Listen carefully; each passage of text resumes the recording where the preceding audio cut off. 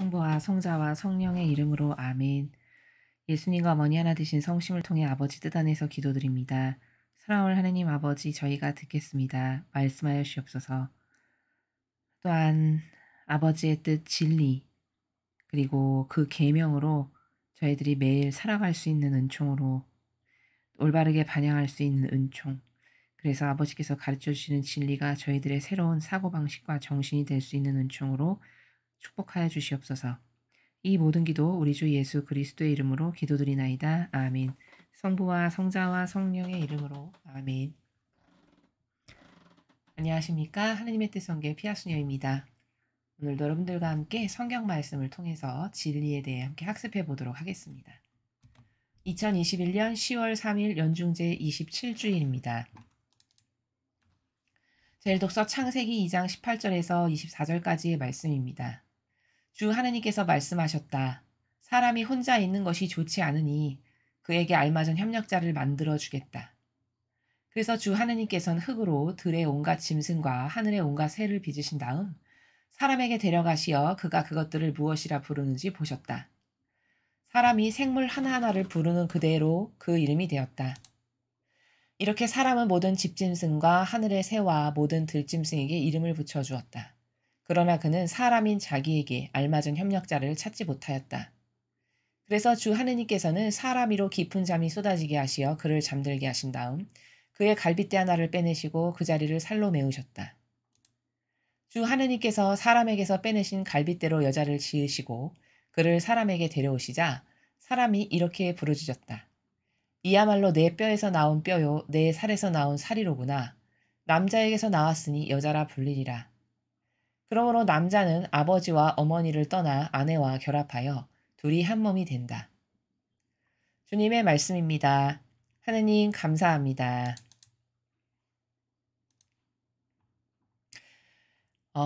먼저 창세기는 우리가 많은 원리들을 발견할 수 있는 그런 성경입니다.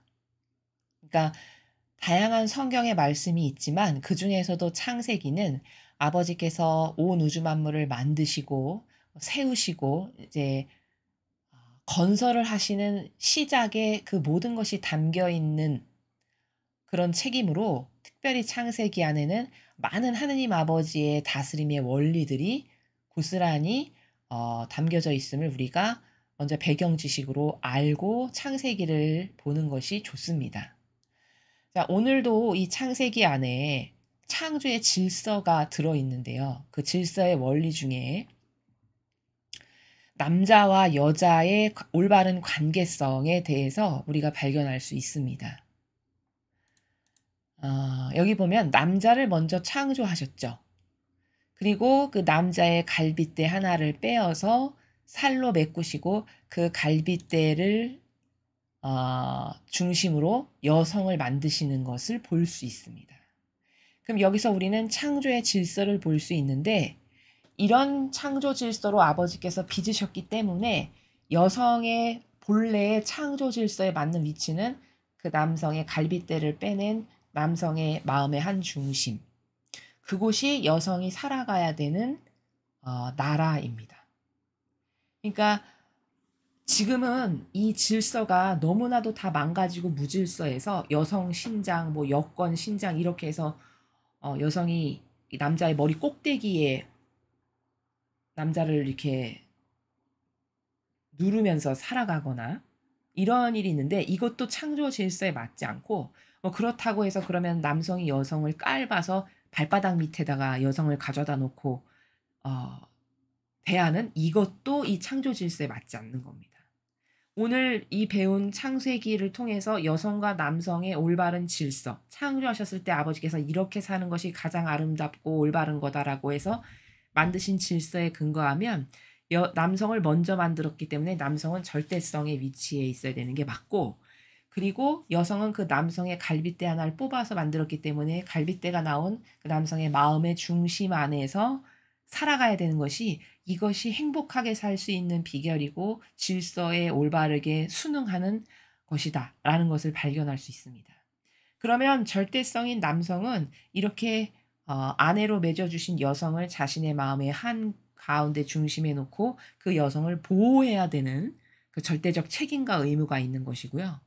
또 남성의 마음의 한 중심에 속한 여성의 입장으로서는 유일성으로 자신과 하나 되게끔 맺어 주신 그 남성의 그 절대성을 존중해야 되는 것이, 이것이 서로의 질서에 알맞는 반향이고 그렇게 살 때 가장 행복하다라고 아버지께서 그 질서 가운데 창조하신 거다. 이걸 먼저 알아야 됩니다. 그리고 두 번째는 이 남성과 여성이 결혼을 하는 것은 어떤 목적, 어떤 창조의 질서 때문인가라는 것을 오늘 우리가 여기서 확인할 수 있는데, 여기 24절에 보면 그러므로 남자는 아버지와 어머니를 떠나 아내와 결합하여 둘이 한 몸이 된다. 둘이 한 몸이 된다. 이렇게 이야기했습니다. 즉 다시 말하면 결혼이라는 건 뭐냐면, 남성과 여성이 서로 사랑을 해서 결혼하는 것은 하나 되는 관계를 구현하여 그 하나됨으로써 무수히 많은 아름다운 열매와 창조를 맺기 위함이다. 라는 것이 24절을 통해서 알 수 있습니다. 둘이 한 몸이 된다라는 건 하나 되는 관계, 하나 되기 위해서 결혼을 한다는 것입니다. 자, 그러면 이게 이 창조의 질서에서의 올바른 결혼 관계, 결혼관인데, 그럼 오늘날 한번 살펴보면 남성과 여성이 사랑해서 결혼을 할 때 하나 되기 위해서 결혼하는 사람은 극히 드물죠. 다 어떠한 나라에서 결혼을 하냐면 저 사람이 나에게 잘해줄 것 같아서. 이렇게 서로가 어, 나를 희생으로 아버지 뜻이라는 절대적 그 정신 가운데 저 사람하고 하나 돼야지. 이렇게 해서 결혼하는 게 아니라 저 사람에게 뭔가 얻을 게 있어서, 저 사람에게 뭔가 뽑아먹을 게 있어서 결혼하는, 이러한 서로가 서로의 자애심과 이기심을 상대방으로부터 취하는 이런 가운데 결혼을 하니까 이 질서에서 어긋나고 벗어나게 되잖아요. 그러니까 불행한 겁니다. 그러니까 창조 질서에서 벗어났기 때문에 거긴 죄악이 있을 수밖에 없고 부작용이 있을 수밖에 없고 완성을 이룰 수가 없는 거고 열매 맺는 게 없는 거죠. 아버지께서 이렇게 만드신 것은 다 질서 정연한 거거든요. 다 이유가 있는 겁니다. 우리가 다 미처 깨닫지 못해서지. 다 질서 가운데 가지런하고 아름답고, 그리고 그 질서 가운데 하나됨으로써 많은 아름다운 열매를 창출하고 맺게 하기 위해서 만드신 그 고유적 원리들이 다 있는데, 인간은 것을 깨닫지 못하고 자신의 병든 기호와 감성이 원하고 좋아하는 대로 살거나 뭘 선택하거나 이런 식으로 변질이 되어 왔죠. 그래서 신성한 그 결혼마저도 내가 좋아지기 위해서 결혼을 하는 겁니다, 사실은. 저 사람이 돈 많이 번대, 부자래, 뭐 법관이래, 의사래, 변호사래, 그래? 그러면 그런 것을 왜 따질까? 그런 것으로부터 누리는 혜택을 내가 받기 위해서, 그 혜택이 좋으니까 결혼하는 거죠, 사실은. 마찬가지고 상대방도 마찬가지고요. 그럼 이러면 이것은 아버지의 뜻이라고 하는 절대값 가운데 서로 한 명은 절대성으로, 한 명은 이 사람에게 속하는 유일성으로 완전히 하나 되어 하나됨으로써 맺는 아름다운 다양한 창조의 열매를 맺는 이 질서에서는 멀어져 버린 겁니다. 그러니까 여기는 하나님께서 세워놓으신 질서에서 벗어났기 때문에 부작용과 온갖 오류와 악이 끓을 수밖에 없는, 그래서 인류의 결혼 생활이 많이 다 변질되고 불행한 이유는 바로 이런 창조 질서에서 벗어났기 때문이다 라는 것을 깨달아야 하고, 그렇다면 결혼의 올바른 창조 질서라는 건 뭐냐면 서로가 서로를 희생하는 것을 기쁨으로 여기면서, 왜? 저 사람을 사랑하니까. 저 사람 사랑하니까 내가 저 사람을 위해서 이런 희생쯤이야 기꺼이 감수해야지. 이쪽도 둘 다 남녀가 마찬가지로 내가 저 사람을 진짜 사랑하니까 저 사람이 좋아진다면 내가 이런 희생쯤이야. 저 사람이 기뻐한다면 이런 희생쯤이야. 나에겐 아무것도 아니고 오히려 영예고 기쁨이야. 해서 서로가 서로를 위한 그런 희생으로 가득하다면 이건 하나 된 관계고, 또 그마저도 그 하나 되는 관계 안에서도 질서를 정립하자면 한 명은 절대성으로, 즉 여성을 보호하고 감싸 안고 많은 것을 수용하는 이러한 절대성으로, 그리고 여성은 그러한 자신에게 보내준 남성을 나의 전부로 여기면서 그 남성에게 완전히 속하는 유일성으로 요로한 창조 질서 가운데 가지런해서 그 가지런한 가운데 각자의 위치와 그 질서에 순응한다면 거기서 아름다운 수많은 창조 열매가 고결하고 그윽한 향기가 오히려 시간이 지나면 지날수록 더 성숙해지게 나는 이게 결혼 생활이고 이것이 결혼으로 하나 되는 질서에 올바르게 순응하는 그런 아름다운 결혼 생활이다라는 것이죠. 그것을 오늘 이 창조의 아담과 하와를 만드셨을 때 아버지의 그 질서를 우리가 분석해서 봤을 때 이 질서에서 지금 내가 벗어나 있다면 뭔가 잘못된 거고 어서 빨리 이 창조 질서 안으로 서로가 돌아갈 때만이 행복할 수 있고 거기서 많은 아름다운 신적인 다양한 열매도 나올 수 있고 고결한 향기도 나올 수 있는 거고 그때 가서야만 거룩한 사랑이 완성되는 거다라는 것을 우리가 발견할 수 있습니다. 자, 그것이 주된 오늘의 이 창세기에서 보아야 될 관점인데 부차적인 것을 하나 말씀드리면 여기 앞에 보면은 하나님께서 아담에게 이름을 짓게 하세요. 그쵸? 그래서 아담이 하나하나 생물의 이름들을 다 지어줍니다. 그럼 왜 그렇게 하셨을까? 하나님께서 이름을 지을 줄 모르셔서. 그게 아니죠. 아담에게 남자에게 이름을 짓게 하신 이유는 지금 아버지께서 창조 사업을 하시는 거잖아요. 인류를 창조하시는 그 창조 사업에 이름을 지으면 동참하게 되죠. 아담이. 그래서 즉 인간이 그 아버지의 창조 사업에 동참하게 하심 그것을 허락하심으로 창조 사업을 통해서 주시고자 하시는 은총을 인간이 받을 수 있게 하시려고 그래서 이름을 짓게 하시는 거다라는 겁니다. 아무것도 창조 사업에 함께하지 않으면 동참한 게 없으면 은총을 주시고 싶어도 주실 수가 없어요. 그렇기 때문에 비록 작은 거라도 이 창조 사업에 동참할 수 있는 기회를 주시고 계기를 주심으로써 아담이 그 창조 사업, 하느님이 창조하시는 그 사업에 함께 동참함으로써 거기서부터 아버지께서 주시고자 하시는 은총과 사랑을 주실 수 있다. 그 이유 때문에 아담에게 이름을 짓게 하신 것이다. 이것을 이제 추가적으로 여러분에게 말씀을 드립니다. 자, 계속해서 오늘 주신 복음 말씀 함께 보시겠습니다. 마르코 복음 10장 2절에서 16절까지 말씀입니다. 주님 영광 받으소서. 그때 바리사이들이 와서 예수님을 시험하려고 남편이 아내를 버려도 됩니까? 하고 물었다.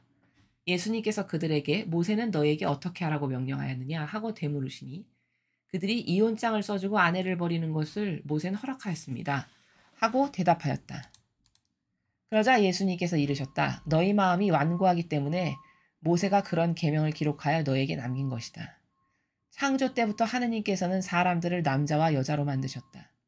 그러므로 남자는 아버지와 어머니를 떠나 아내와 결합하여 둘이 한 몸이 될 것이다.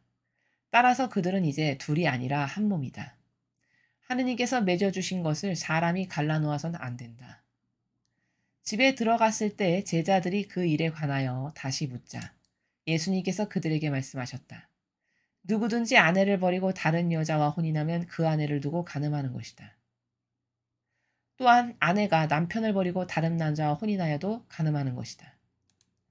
사람들이 어린이들을 예수님께 데리고 와서 그들을 쓰다듬어 달라고 하였다. 그러자 제자들이 사람들을 꾸짖었다.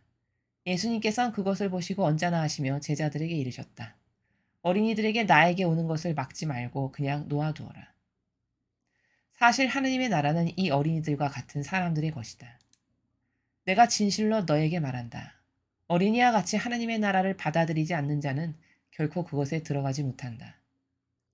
그러고 나서 어린이들을 끌어안으시고 그들에게 손을 얹어 축복해 주셨다. 주님의 말씀입니다. 그리스도님 찬미합니다.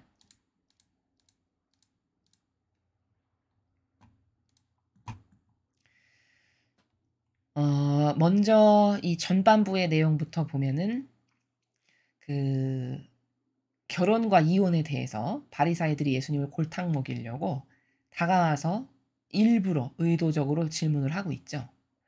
뭐 이혼해도 되냐? 막 이렇게 이야기를 해요.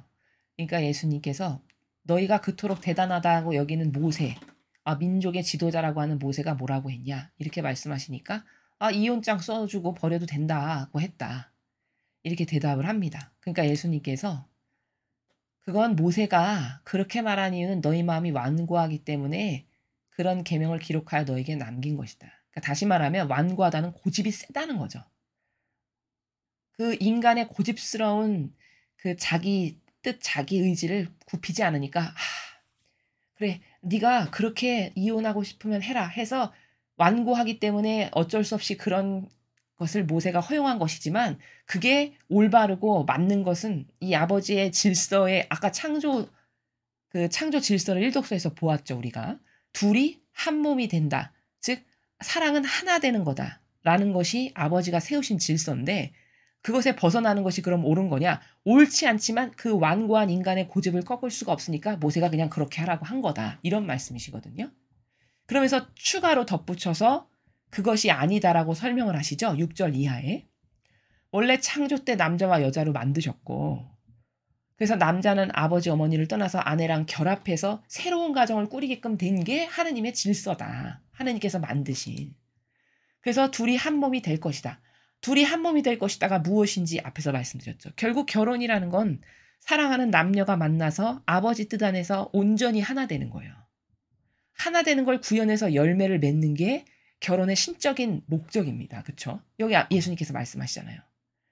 그래서 한 몸이다. 한 몸이라는 건 하나 되는 거다. 이 말씀이세요.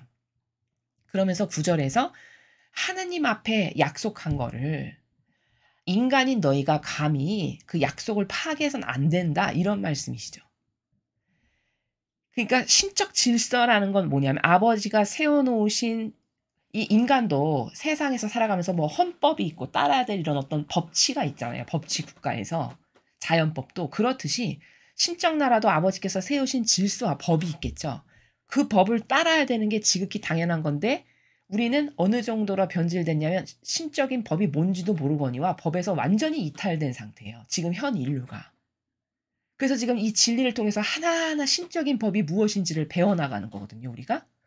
예수님께서 지금 법을 가르쳐 주시는데 신적 질서를 하느님께서 맺어주신 것을 사람이 갈라넣어서는 안 된다. 이 말은 무슨 뜻이냐면 한 번 약속을 했어. 아버지를 중심으로 아버지 뜻 안에서 아버지께 맹세하며 약속했어. 그런 건 되돌릴 수 없는 거다. 파기할 수 없는 거다. 네가 어떤 이유를 달고 그땐 그랬는데 지금은 마음이 달라졌는데 그땐 그랬는데 내가 지금은 너가 싫어졌어. 어떤 이런 인간적 이유를 달아서 그걸 되돌리는 건 신적 질서에서 어긋나는 거다. 이 말씀을 해주시는 거예요. 그래서 이혼이 안 되는 겁니다. 이 성경의 질서에 근거하면 이해가 되시죠? 자, 그래서 거기까지 설명을 하셨는데 이제 집에 돌아와서 제자들이 따로 질문을 하는 거죠. 예수님께 여쭙는 거죠. 그러니까 예수님께서 부연 설명을 해주시는데 제자들한테 아내 버리고 다른 여자랑 혼인했어. 그럼 원래 약속한 대상이 있는데 그걸 너가 너의 인간적 의지로 저버린 거니까 넌 간음한 거다. 마찬가지로 여자의 경우도 마찬가지다. 지금 이렇게 설명을 하시는 겁니다. 그건 왜 그러냐면 첫 번째 질서는 한 번 하느님 앞에 약속한 것을 절대 내 멋대로 파기하거나 되돌리면 안 된다는 질서 때문이고 둘째는 일단 결혼을 했어요. 하느님 앞에 맹세를 하고 약속을 한 거잖아요. 그러면 권리가 있다는 겁니다. 권리. 서로 간에 권리가 있다는 거예요. 그러니까 그 권리를 일방적으로 짓밟어. 그러면 너가 간음하는 거지. 이런 말씀이시거든요. 그 권리를 짓밟으면 안 된다는 거죠. 11절, 12절의 내용은. 그리고 이제 13절부터는 또 다른 차원의 내용으로 지금 넘어가는 것인데 자, 그럼 12절까지의 내용을 통해서 우리가 좀 더 객관화를 시켜볼 것은 그러면은 이런 의문 가지실 수도 있습니다. 그러면 베드로 사도는 우리가 다 알다시피 결혼한 분이시잖아요. 근데 결혼했는데 가정을 버리고 아버지 일을 하러 나왔잖아요. 그럼 이렇게 남자와 여자가 만나서 한 몸을 이루는 것이 결혼 생활의 신적 질서라면서 그럼 베드로 사도는 그 가정을 버리고 나온 게 그게 과연 잘한 것인가? 이런 의문을 가지실 수도 있단 말이죠. 자, 그거는 어떻게 되는 거냐면 이 세상도 상위법이라는 게 있죠. 상위법. 그건 무슨 말이냐면 예를 들어 내가 군수였어요. 군수. 근데 대통령 선거에 나갔어. 그래서 대통령에 당선이 됐어. 그러면 군수 안 하고 그 상위법인 대통령으로 자동으로 올라가는 것이죠. 군수 임기 못 채웠지만 그게 죄되지 않아요. 상위법인 대통령으로 취임을 하는 게 지극히 타당한 거고 합당한 거고 모두가 다 그게 옳다라고 생각하는. 이게 상위법이 더 우선시되는 것이 자연법에도 있다는 거거든요. 마찬가지로 이 신적인 질서에서도 상위법이라는 게 존재해요. 그럼 어떤 게 더 상위법이냐면 아버지의 뜻을 행하는 것이 더 상위법이겠죠. 그렇죠? 자연법보다는. 고로 베드로 사도는 물론 결혼했지만 그 가정을 버리고 예수님을 따라 나섰던 것은 아버지 일을 하는 것이 더 상위법이죠. 가정 공동체의 질서보다는. 그러니까 그 상위법을 따르기 위해서 그 상위법 때문에 이 가정 공동체를 잠시 유보하고 따라 나서는 것이 이게 어긋나는 일이 아니다라는 겁니다. 마치 군수가 임기 못 채웠지만 그거 접고 대통령에 당선됐으면 하는 거랑 똑같이 이런 나라이기 때문에 베드로 사도가 가정을 버리고 아버지를 따라 나서서 하느님의 일을 한 것은 전혀 이상한 것이 아니다라는 것이고요. 그리고 마찬가지로 뭐 내가 주일학교 선생님이었는데 수도에 입회해서 하느님의 일꾼으로 살아가야 되겠어. 그럼 주일학교 선생님 좀 남았지만 그것보다 하나님의 일을 더 적극적으로 하는 아버지 일꾼이 되는 게 상위법이기 때문에 이건 자동으로 상위법에 적용되고 이거는 소멸될 수 있는 이러한 것이 이 자연법에서도 있다시피 천상에도 있는 것이다라는 것을 우리가 하나 덧붙여서 이해를 해야 된다는 것이고요. 그리고 요 앞에 이제 이혼이나 이런 문제에 대해서 지금 제자들이 물어보고 하는 요 나라에서 하나 또 알아야 될 거는 지금 예수님께서는 네가 결혼을 했는데 그것은 신적 질서의 법에 근거했을 때 어떠한 경우에도 하느님을 두고 약속을 한 것을 네가 일방적으로 너의 자유의지로 저버리거나 꺾어버리면 안 된다라는 게 법이라는 거거든요. 그럼 그 신적인 법이 그 질서가 더 잘 유지되게 하려면 이 인간의 나약성과 한계를 보완하기 위한 간통죄 같은 게 당연히 사회적으로 제도적으로 있어줘야 된다는 거죠. 그렇죠? 그래야 그나마도 나약한 인간이 그 법망이 무서워서라도 이 약속을 지킬 거 아닙니까? 근데 간통죄가 폐지됐어요. 지금 우리나라는 여러분이 아시다시피 폐지됐잖아요. 그럼 이거는 어떻게 보아야 되는 건가? 이렇게 간통죄를 폐지하는 것을 수수방관하고 그것에 주도적으로 나서고 협력한 이 모든 세력이 다 마귀 세력이라는 걸 알 수 있다는 거죠. 왜? 여기 성경에 나오는 아버지가 가르쳐 주시는 질서와 다르니까요. 이 질서에서 벗어난 거니까요. 그러니까 간통죄 폐지한 건 분명히 악이고 악이 조장한 거고 주도한 거고 하나 된 것도 다 악의 무리랑 협력하고 동조한 것도 다 무관치 않은 거다. 이렇게 이해를 하는 것이 옳다라는 겁니다.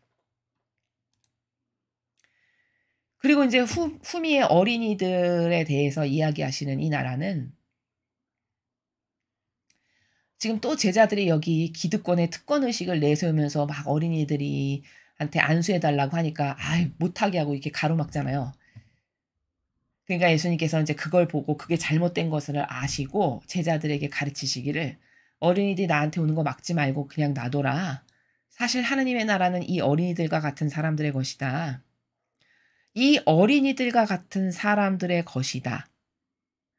어린이가 어떤 속성이라는 걸 앞에 강의에서도 말씀을 드렸습니다. 근데 여기서는 뭐라고 말씀하시냐면 진실로 말하는데 어린이와 같이 하느님의 나라를 받아들이지 않는 자는 결코 그곳에 들어가지 못한다. 자, 어린이와 같이 하느님의 나라를 받아들인다는 저 속성은 뭘까?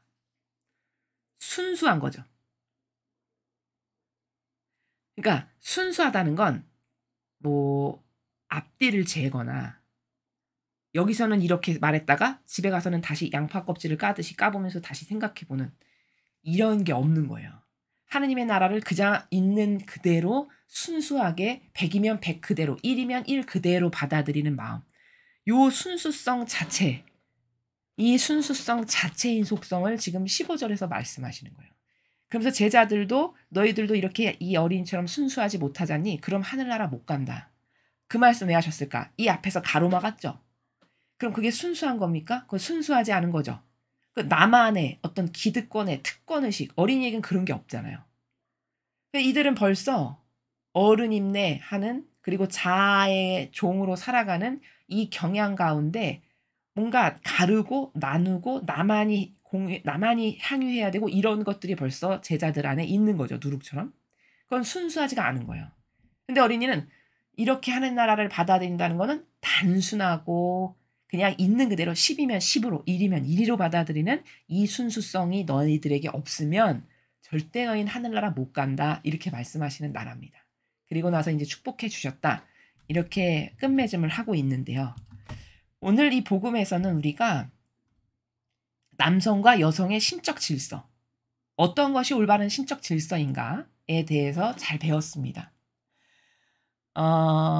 그리고 앞에 그 창세기도 남성과 여성의 신적인 질서, 또 결혼이라는 것의 목적은 완전히 서로가 아버지 뜻을 중심으로 하나 되는 거다.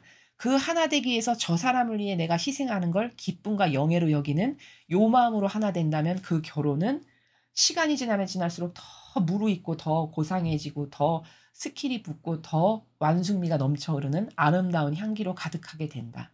우리는 사실 이것을 구현하기 위해서 사랑하는 남녀가 만나서 결혼을 하는 것인데 이 세상의 결혼은 이것과는 너무나도 다른 변질된 사고방식으로 나를 위해서 저 사람이 나를 위해서 뭘 해줄까?